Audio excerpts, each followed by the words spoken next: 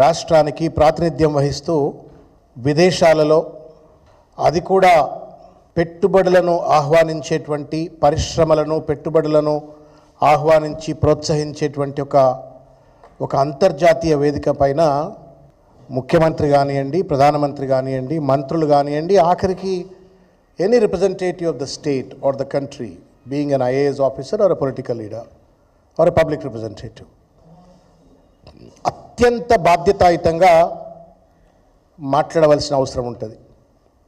ఏమాత్రం కూడా ఈ దేశ ప్రతిష్టకు కానీ ఈ దేశ ప్రజల యొక్క ఔన్నత్యానికి కానీ భంగం కలగకుండా మాట్లాడవలసినటువంటి కనీస బాధ్యత ఆయా పెద్ద మనుషుల పైన ఉంటుంది. కానీ బాధ్యత మరచి ఏం మాట్లాడుతున్నానో అనేటువంటి అంశం పైన కనీస అవగాహన లేకుండా సొల్లు పురాణం మాట్లాడుతూ గౌరవనీయులైన తెలంగాణ రాష్ట్ర ముఖ్యమంత్రి శ్రీ రేవంత్ రెడ్డి గారు తెలంగాణను అప్రతిష్ట పాలు చేసే ప్రయత్నం చేసినారు, దేశాన్ని అప్రతిష్ట పాలు చేసే ప్రయత్నం చేసినారు. మరీ ముఖ్యంగా ఎయిర్ కండిషన్డ్ ఆఫీసులలో కూర్చొని కూడా అత్యంత స్ట్రెన్యూయస్ జాబ్ చేస్తూ దేశ ఆర్థిక వ్యవస్థకు వెన్నుముకగా పనిచేస్తున్నటువంటి ఒక ఐటీ ఉద్యోగులను వాళ్ళేదో వర్కర్లు, ఆయన ఏదో లీడరు, వర్కర్ల సంగతి ఎంత అన్నట్టుగా వాళ్లను తూలనాడుతూ అవమానిస్తూ మాట్లాడటం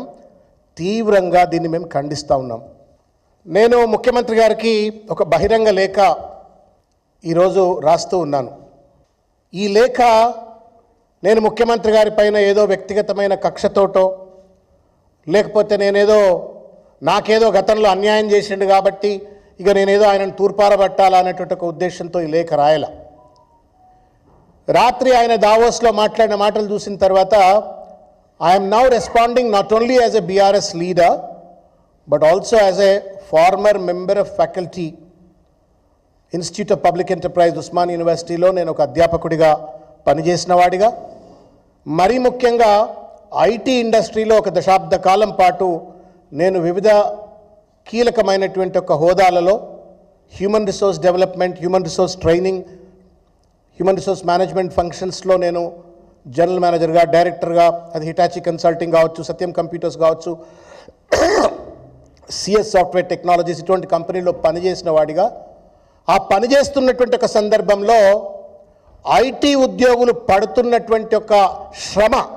చాలామంది అనుకుంటారు. రేవంత్ రెడ్డి కూడా అట్లే అనుకొని సొల్లు మాట్లాడి ఉంటాడని నేను అనుకుంటున్నా. ఏసీ ఆఫీసులల్లో ఐటీ ఉద్యోగులు పనిచేస్తున్నారు, లక్షల కొద్ది జీతాలు తీసుకుంటున్నారు కదా, వాళ్ళకేం తక్కువ అని చెప్పని ఏమైనా ఒక తులనా భావంతో మాట్లాడిండా. కానీ ఏసీ ఆఫీసుల్లో కూర్చొని సైతం చెమటలు గక్కేటువంటి ఒక ఒత్తిడిని ఎదుర్కొంటూ